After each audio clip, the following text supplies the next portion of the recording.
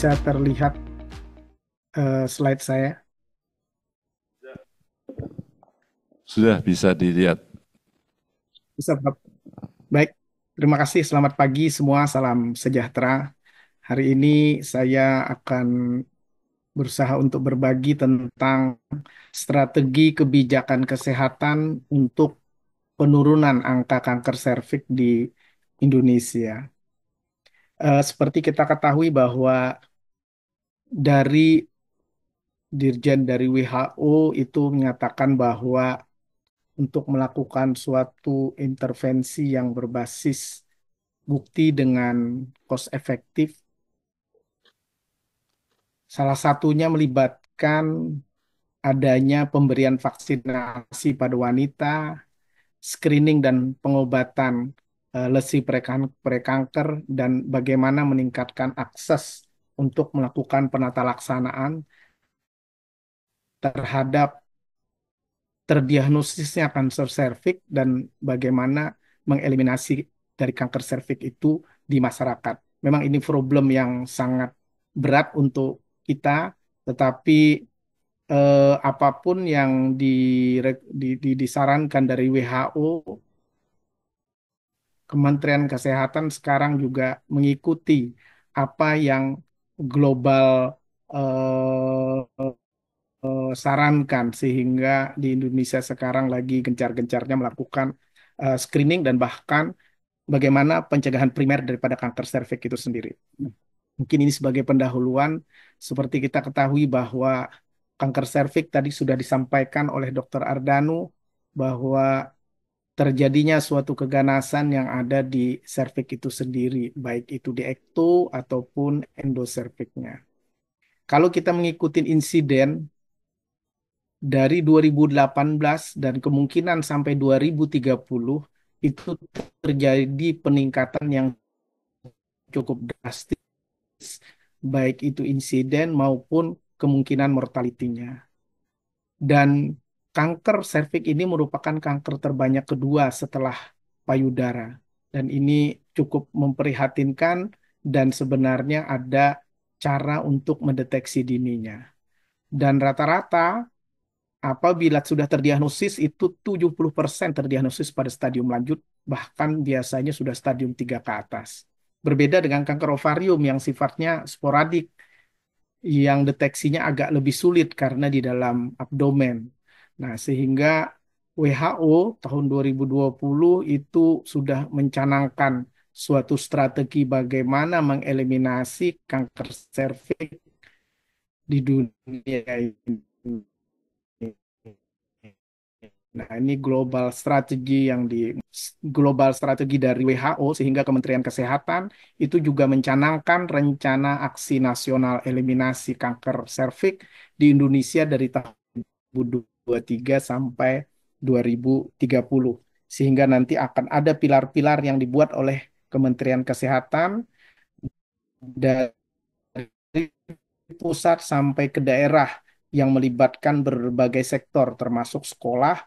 Salah satunya sekarang kita juga sudah mengetahui mungkin bagaimana pemberian vaksinasi pada anak-anak sekolah SD. Nah, ini sebagai outline saya pertama tentang kanker serviks. Saya kira saya sudah tidak perlu sebutkan, tadi sudah disampaikan oleh Dr. Ardanu bahwa kanker serviks itu disebabkan oleh HPV yang sifatnya onkogenik. Dan ini yang beresiko 70%, resiko terbanyak dari onkogenik itu adalah tipe 16 dan 18. Ini sudah disebutkan juga, saya kira saya nanti lebih mengarahkan kepada bagaimana strategi dalam melakukan pencegahan atau global strategi dalam penurunan angka kejadian kanker serviks.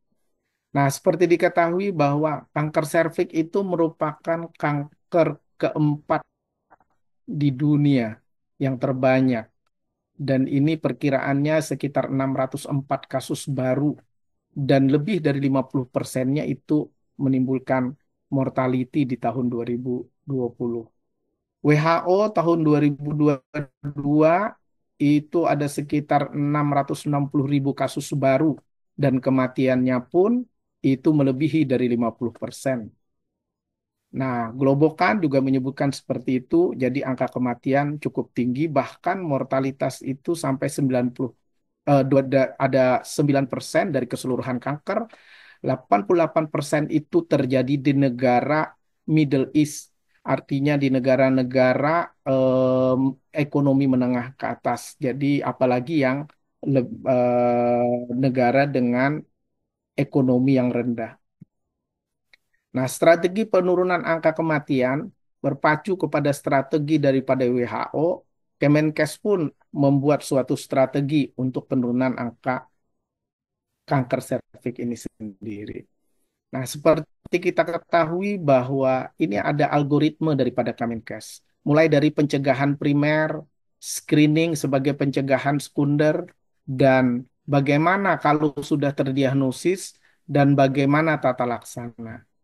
Nah, kegiatan untuk mencegah kanker serviks yang primer adalah dilakukan imunisasi dan edukasi tentang hubungan seksual karena ini resiko tertinggi dalam penularan HPV. Kemudian pada pemeriksaan untuk melakukan screening ini bagi kasus-kasus yang sudah ada gejala tapi masih dalam kondisi kecurigaan atau lesi prakanker seperti biasa kita lakukan IVA, pap smear ataupun genotyping sendiri. Tetapi pada sesudah terdiagnosis, kita harus melakukan prosedur diagnostik bahwa menyatakan gold standar dia adalah terjadi keganasan.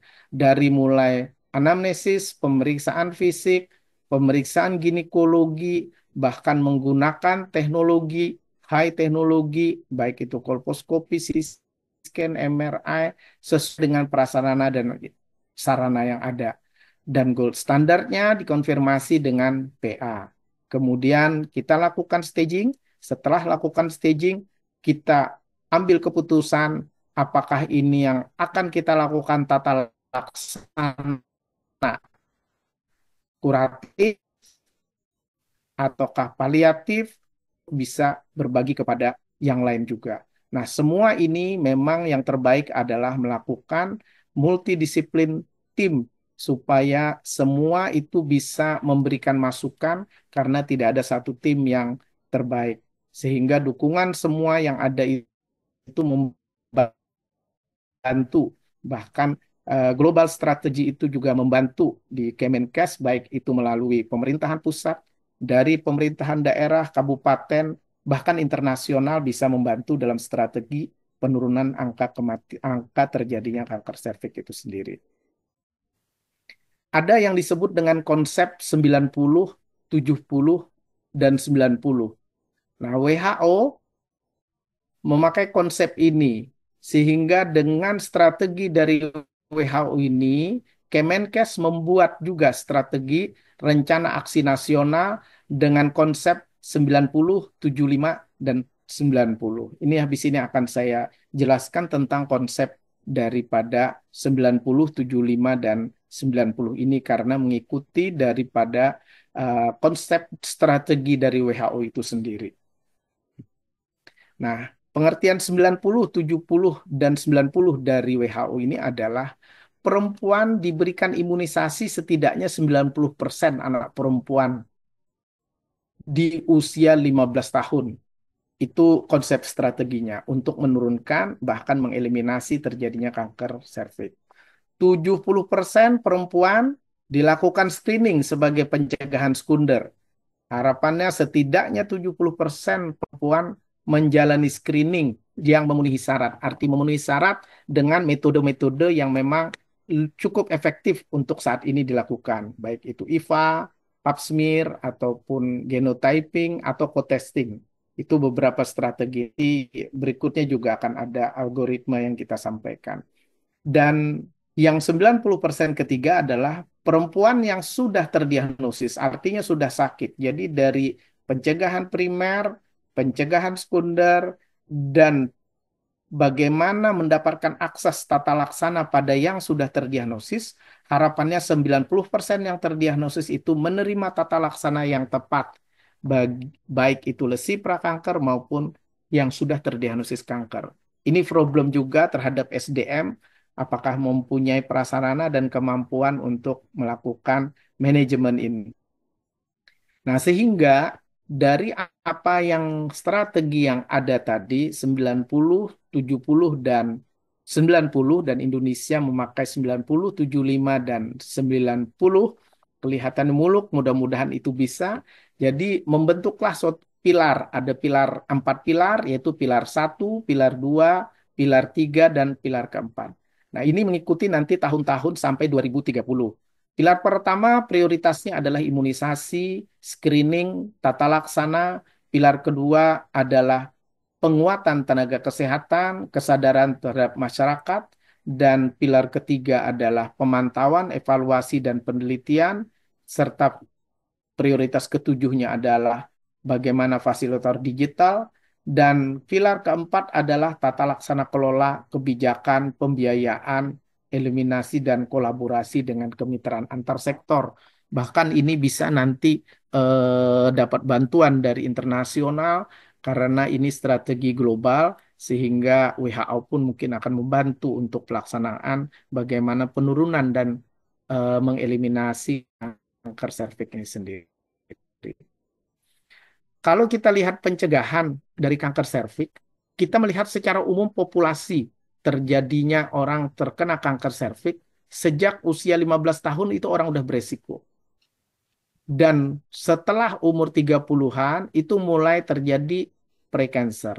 Dan antara 30 sampai 45 ini akan terjadi kemungkinan kanker kalau ini tidak dilakukan pencegahan. Sehingga yang warna merah muda ini adalah usaha untuk mencegah bagaimana HPV ini jangan masuk. Sehingga diperlukan suatu vaksinasi di usia 9 sampai 14 tahun dan pada anak remaja perempuan dan laki-laki. Nah, ini bisa diberikan warning tentang bagaimana kultur seksual education, pemberian yang biasa menggunakan perokok, tadi sudah disampaikan faktor-faktor risikonya.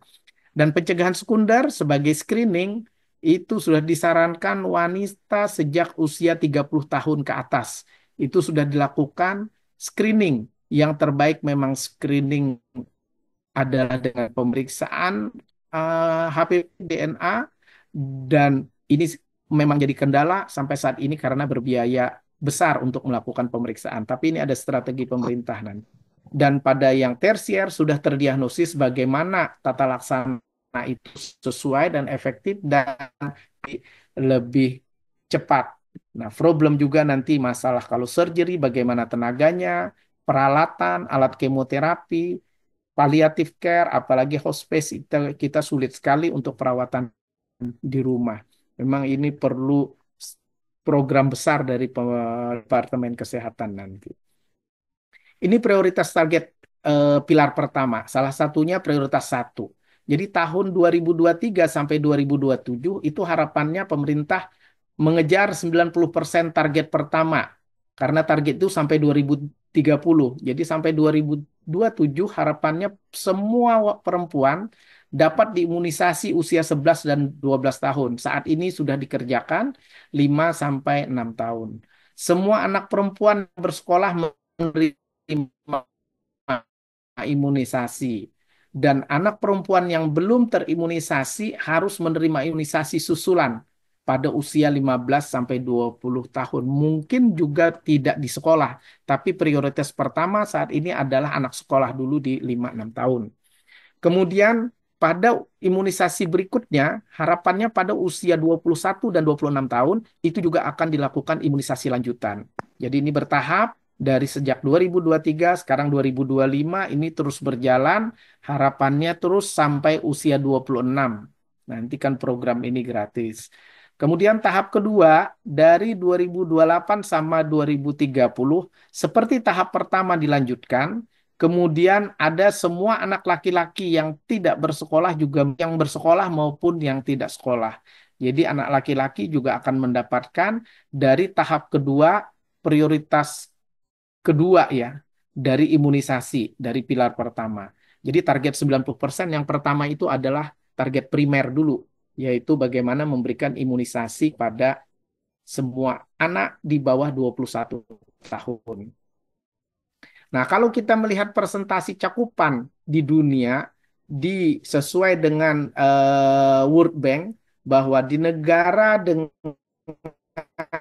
income upper middle ini termasuk Indonesia, di lower middle aja ini kurang dari 30% yang mendapat imunisasi. Apalagi dengan income yang rendah itu di bawah 25%. Berbeda dengan negara maju, itu yang mendapat imunisasi itu persentasenya cakupannya lebih dari 80%. Sehingga di negara maju ini jarang ditemukan adanya terdiagnosis kanker apalagi stadium lanjut. Padahal kita termasuk yang cukup sulit mendapatkan imunisasi walaupun di sini disebutkan sudah lebih dari 50% harusnya upper middle income ini. Indonesia termasuk di posisi eh, cukup sebenarnya secara income di dunia. Nah, rekomendasi WHO itu menyarankan bahwa pemberian imunisasi pada anak yaitu dosis atau 2 dosis untuk saat ini selang waktu 6 sampai 12 bulan bagi anak berusia 9 sampai 14 tahun atau 1 atau 2 dosis untuk selang waktu 6 bulan bagi remaja 15-20 tahun. Nah, pada orang dewasa ini dianggap pada saat usia lebih dari 21 tahun. Itu disarankan 2 dosis. Jadi bukan 1 dosis. Berbeda dengan orang yang di bawah 20 tahun. Sama waktunya boleh 6 bulan dalam waktu 6 bulan ke depan. Nah, intinya memang di sini disebutkan pemberian vaksin tidak disarankan pada perempuan usia 26 tahun. Nanti policy dari Hogi itu juga berbeda. Di belakang akan saya sampaikan. Nah, Hogi ini menyampaikan usia vaksinasi kita itu sampai usia 10-15 tahun. 55 tahun. Alasannya kenapa? Karena memperluas cakupan. Dan mungkin ada yang masih belum melakukan hubungan seksual juga, sehingga walaupun ini bukan rekomendasi untuk pemberian gratis, tapi disarankan untuk dilakukan pemberian sampai usia 55 tahun. Karena saking sulitnya juga deteksi dini yang dilakukan di Indonesia. Sehingga pencegahan primer tetap Hogi memberikan suatu rekomendasi. Nah, bagaimana efikasinya daripada 1 dosis? Ini sudah beberapa penelitian yang sudah dilakukan. 1 dosis vaksin memicu respon imun itu sama dengan dosis 2 kali atau 3 kali. Sehingga sekarang ini tidak diperlukan lagi rekomendasi daripada Hogi sendiri, cukup 1 kali pemberian vaksinasi pada perempuan usia sampai 20 tahun. Karena ada beberapa dari Barnabas tahun 2022 itu sudah terbukti memperlihatkan dalam 18 bulan efekasi 1 dosis itu tidak banyak berbeda. Hampir 97% dibandingkan dengan bivalen. Hampir sama 97, bukan sama 97,5%. Jadi pemberian 1 cukup saat ini. Ini juga ada penelitian dari Basley yang menyatakan bahwa eh, pemberian vaksin dengan 1 dosis atau 2 dosis itu tidak banyak berbeda, khususnya pada perempuan yang ada di Tanzania. Artinya efikasinya cukup baik. Nah, kalau kita melihat ini juga ada dari 10 tahun follow up pemberian vaksin HPV tipe 16 dan 18 yang menerima 1, 2, 3 dosis itu tidak akan berbeda setelah 10 tahun, baik itu 1, 2 dosis dan 3 dosis ternyata efikasinya 95, 93 dan 93%. Artinya tidak begitu banyak berbeda. Intinya pada usia yang masih muda. Nah, masuk ke pencegahan sekunder. Pencegahan sekunder ini melakukan screening. Screening juga dibagi di dari tahap pertama dan tahap kedua. Tahap pertama karena targetnya itu berbeda dengan WHO, lebih tinggi malah di Indonesia targetnya. Tahapan dari WHO mungkin mengikuti kita ini sampai 2027 di mana usia 30 tahun dan 69 tahun dapat dilakukan screening menggunakan HPV DNA. Ini pemerintah perlu banyak mengeluarkan dana dan mungkin bekerja sama dengan beberapa instansi dan lembaga kesehatan untuk membantu biaya seperti pemberian vaksinasi saat ini. Apakah itu digratiskan? Dan pada tahun 2023 itu harapannya melakukan screening setiap 10 tahun sekali menggunakan tes HPV DNA. Saat ini kita masih banyak dengan melakukan IVA dan pap smear. Nah, persentase kanker serviks ini yang dilakukan tahun 2019 dari World Bank juga. Nah, persentase ini sendiri di negara yang lower middle ini sudah mencapai 50% lebih. Berbeda dengan yang ada di high income itu rata-rata 80% lebih. Nah, sehingga ini hampir sama dengan kegiatan imunisasi, walaupun ini lebih tinggi sedikit dibandingkan imunisasi. Karena imunisasi kalau di low income itu di bawah 25%. Nah, pendekatan dari screening ini boleh melakukan pemeriksaan HPV DNA, boleh dengan sitologi, baik itu menggunakan konvensional ataupun liquid based sitologi, maupun pemeriksaan staining, atau menggunakan IVA sendiri. Ini sudah metode yang sudah efektif untuk sebagai dasar untuk melakukan screening. Nah, rekomendasi Hogi, target ideal usia yang dicapai itu untuk screening antara 25 sampai 65 tahun. Walaupun WHO menyarankan itu umur 30 sampai umur 65 tahun. Nah, minimal dimulai 3 tahun setelah kontak seksual. Nah, beberapa metode tadi sudah disampaikan bahwa boleh dengan IVA, sitologi, pap smear, tes HPV DNA, ataupun co-testing. Artinya meningkatkan akurasi dengan melakukan pemeriksaan DNA, HPV, sitologi, ataupun hanya dengan IVA. Nah, prioritas ketiga adalah bagaimana mengobati atau tercapainya akses untuk melakukan pengobatan, baik itu lesi prakanker maupun sudah terdiagnosis kanker serviks. Nah, tahapan pertama itu tahun 2023 sampai 27 semua wanita yang lesi prakanker itu mendapatkan tata laksana sesuai dengan diagnosisnya. Baik itu CIN 1, ASPUS itu sudah mendapatkan tata laksana.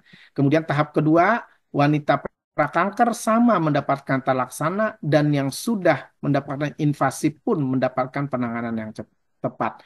Jadi targetnya lah yang berubah. Tahap pertama itu 70%, tahap keduanya itu sampai 2030 karena sekali lagi mengikuti global strategi dari WHO.